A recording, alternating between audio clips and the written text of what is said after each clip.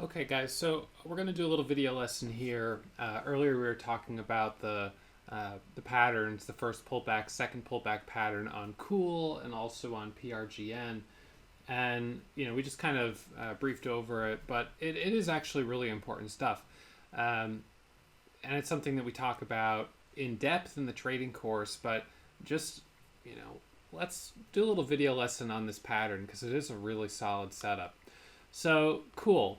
Today, popped up out of the gates and then pulled back. Now, you could say right here, well, we got this first pop out of the gates and then the pullback. This right here is your first pullback. So you've got a potential entry on this, right here over 280 with a stop at the low of the pullback, which is 254. Now, this one wasn't actually on my radar this morning, and it looked like it only had maybe 100,000 shares of volume or so through this little consolidation. So it definitely wasn't on any of my scanners. I'm not sure if other people were looking at it, but one of the things that you need in order for a breakout to resolve in the direction that we want, which is up, is volume. And that means we need people looking at it and trading it. So stocks that have very light volume or aren't closely watched are usually not going to respond well. So the stocks that work best for patterns in general are going to be stocks trading on high relative volume. High relative volume means lots of people are watching it. The more eyes on these patterns, the more likely they are to resolve in the anticipated direction. So, if you're trading a stock, even a stock that's trading on heavy volume on a regular day like Apple or Facebook, the patterns that you see forming may not really be the result of strong moves up and then consolidation. This is a strong move up, and then you get a little bit of profit taking, and then you get ready for the next move up. Now, on a bigger stock like Facebook or Apple, these moves may be very closely tied to what's happening with the overall market. Typically, that's the case. It's not a specific stock catalyst that's driving it. It's what's going on with the overall market. With the small caps, it's usually a specific catalyst or a technical breakout. In the case of Cool, I think there was some news on it this morning, and then it was kind of a combination of that news plus the catalyst. So that news plus the technical breakout. So what we have here is the first pop sells off, pops up a little bit, and then back down. So this is not, a setup that really worked out. If you did take the trade here, you probably would have stopped at the first candle on the 5-minute to make a new low, which would have been right here at 66. So, you might have taken a small loss on it, but it probably wouldn't have been too bad. Now, I personally wouldn't be taking entries through this period here. We're consolidating. We're at the moving average, but I don't see any reason necessarily this is going to go one way or the other. So I let the breakout happen. I let the volume happen. We get that pop, and when we get a pop like this, the stock will show up on our high-a-day scanner. And it'll tell us the amount of volume, the float, the volume relative to what's normal. It'll give us these various data points that will help us understand how much potential this particular stock has. So we let the first pop happen. Now this is on the 5-minute. Sometimes if the pop starts on the 5-minute, I'll look at the 1-minute chart and say, you know what? There might be an opportunity for me to get in before we even get the 5-minute pullback. Because look, this went from 280 to 320. So, there's 40 cents there. So is there an opportunity to scalp on the 1-minute chart somewhere inside this 5-minute candle? Now for me, I don't actually see a clean pullback, but I often do take entries right around the whole dollar. So there might have been a possible entry here at like 298 with a stop at 290 for the break of 3. I actually didn't trade this one. This one wasn't on any of my scanners because it didn't have the float column. There was no data, and all these scanners require a minimum and a maximum float. So because this one, for whatever reason, just didn't have the data, couldn't pull the data, it didn't meet the criteria for my scanner. So it wasn't on my scanners. But in any case, I would often take a 1-minute pullback, just a brief 1-minute pullback inside a strong 5-minute candle, as long as we're not too overextended.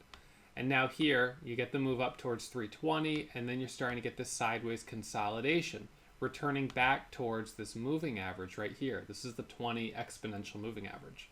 All right, and on the 5-minute, we're consolidating just above this gray moving average here.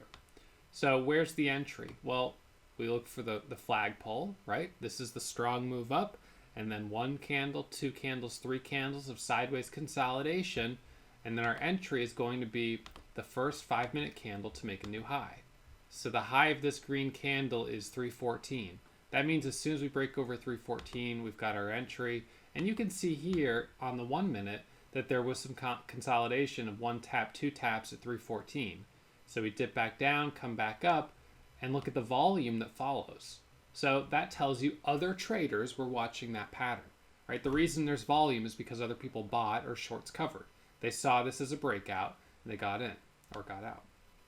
Okay, so you get that move up to 337.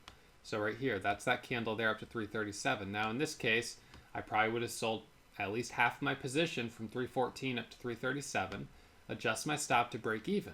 In this case, we retest the breakout spot. Not uncommon to retest it on the 1 minute chart. And then you've got this next entry along over 337. All right, so you've got 337. So this is the first, right here, the first 1 minute pullback after the fresh breakout on the 5 minute chart. So once again, we're back in play trading long over 337. The 5 minute is just still starting to break out, so we're clean. All right, and then we get that move here up to 360, which is nice.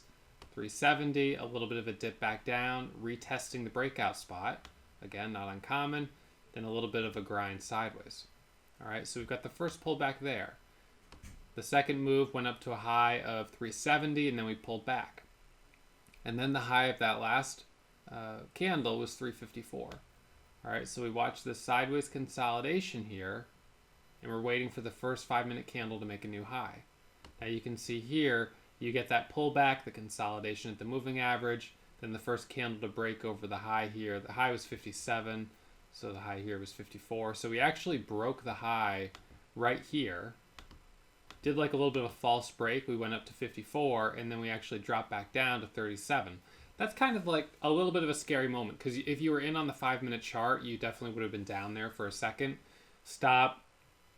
Well, I would always have my stop at the low of the pullback, which is right here. So you wouldn't have gotten stopped out, but it would have been a little, nerve-wracking for a second there. And then we pop up, we break over the high of that level, which is important. And now we're breaking out again on the 5 minute chart. Okay, so now up to $4, 380, and up to 4. And notice the volume, how right through here, you get this pop, and then you get the second pop of volume right here. That's the people buying the 1 minute chart, right? This is now a fresh breakout on the 5 minute, so people buy that 1 minute candle right there. All right, now again, continue going sideways.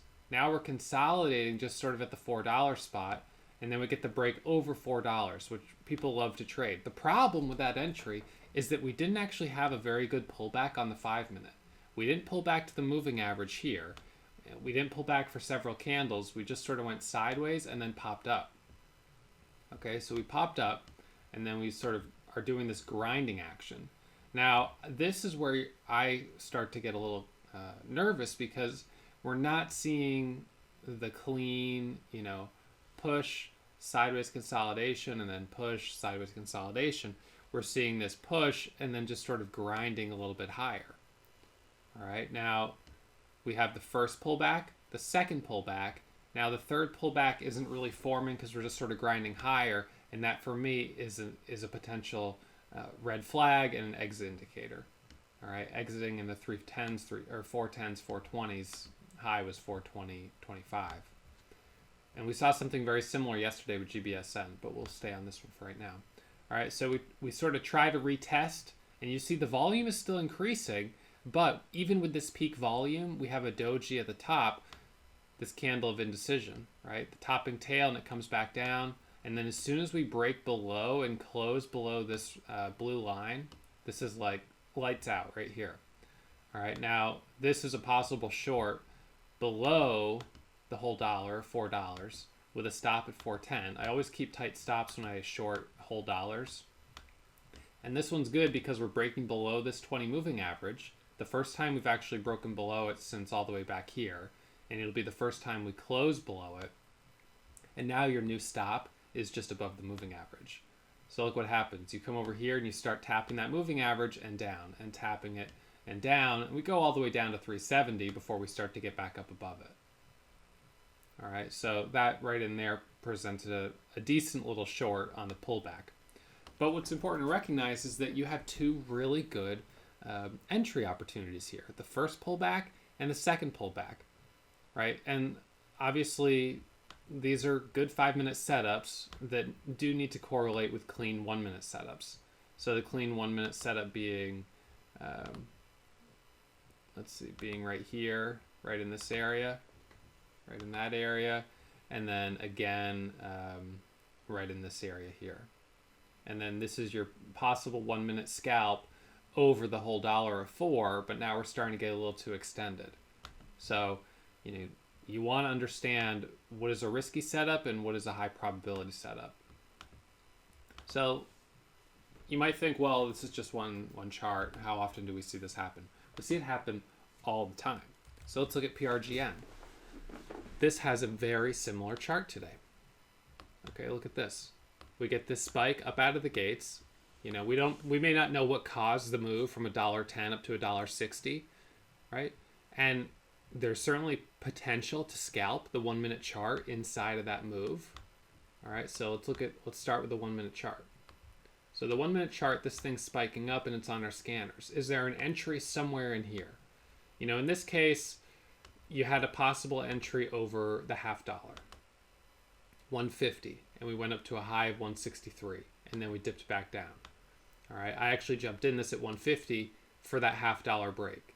When I do this, I have a 10-cent stop, the same as when I'm long or short at a whole dollar. So long here at 150, we get the move up to 160, sell half, stop out, break even on the rest. That's fine. Now we're going sideways, sideways at this moving average on the 1-minute. Tipping down just a little bit, but still holding up fairly well. And now we're starting to curl up, volume coming in on this candle and then coming in again on this candle. So the first 5-minute candle to make a new high is right here, which was over 48. And then from 48, we went from 48 all the way up to a high of about 73. So this is the first pullback getting bought up. The volume here indicating that lots of people are watching this stock. We've got the first pullback. Now let's look for the second pullback. All right, we got that first move up to 70, second move, consolidation sideways. Okay, the 1-minute is fine. What's the first 5-minute candle to make a new high? It'll be over 65, so your entry is 65. Your stop is the low at 60. And now you've got an entry at 65 that you can ride all the way up towards $2. Doesn't mean you don't take profit along the way. I always do.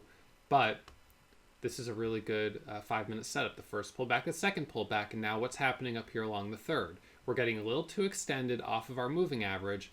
We're seeing high volume, but not as much price action. We're starting to get that tug of war.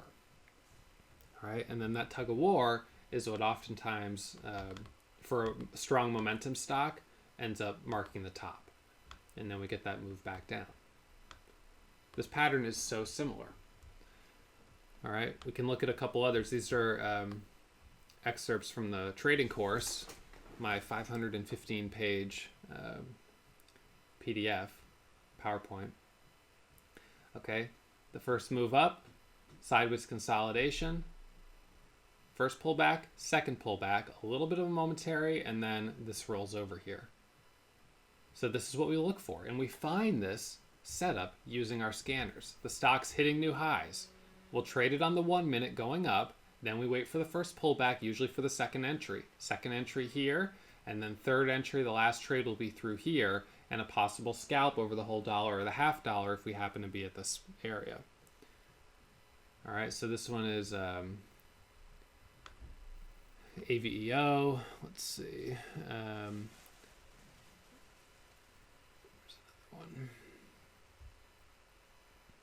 Another one here. This one's not quite as clear, and this is one that had a strong catalyst. Now, and here's the difference also. Stocks that don't have a catalyst are going to be much more likely to roll over sooner than a stock running with a really good catalyst. The really good catalyst can continue to form additional flags. So you can get the third pullback, the fourth pullback, and then you can keep running. This was FXCM that went from $11 to $20, a 100% move in one day. So with this one, if you're using the 5-minute chart as your guide, you've got an entry here, an entry here, an entry here, and of course, multiple entries on the 1-minute chart. Here's your pop, your first pullback, and then your next move there on Zaza. That was AVEO. Another one here, a little bit sideways. This is more of a flat top than a real clean flat top breakout, or more of a flat top breakout than a clean bull flag. But still, those are good. A little bit of a higher price stock. Let's see. And then, again, some of these other ones that just sort of grind and grind, these are a little bit different. They don't give you that clean pullback. So you have to recognize some stocks are going to give you really clean entry opportunities, first pullback, second pullback. And those are the ones that you attack with size. The ones that are going to be a little bit tricky and they run, but they don't give you a good setup. Well, you can't win them all, right? We do as much as we can, but we simply can't win them all. So you go for the ones that have the best opportunities. You learn to recognize those patterns in real time, and that allows you to be more aggressive on what you would consider an A quality setup, and then reduce your size on, kind of subpar quality setups. All right, so hopefully that's helpful for you guys. Again, this is an overview of really bull flags, flat top breakouts, and some of the examples, and trading the first and second pullback. The first and second pullback are almost always the strongest. The first pullback for people that miss that first push, the second pullback for people that miss the second one, the third one is where you're getting greedy, and that's when it usually rolls over. And this is especially true with stocks that are running on kind of like not very good news, or maybe just a technical breakout. Stocks like, NDRM or FXCM that are running on a really strong catalyst and that have the potential to go 100% in one day. You'll just keep seeing this pattern, the move, the pullback, the move, the pullback, and it'll just keep happening again and again. So you want to study it, so the next time you see this pattern forming in real time, you know how to react. All right, I hope that's helpful. Email me if you have any questions.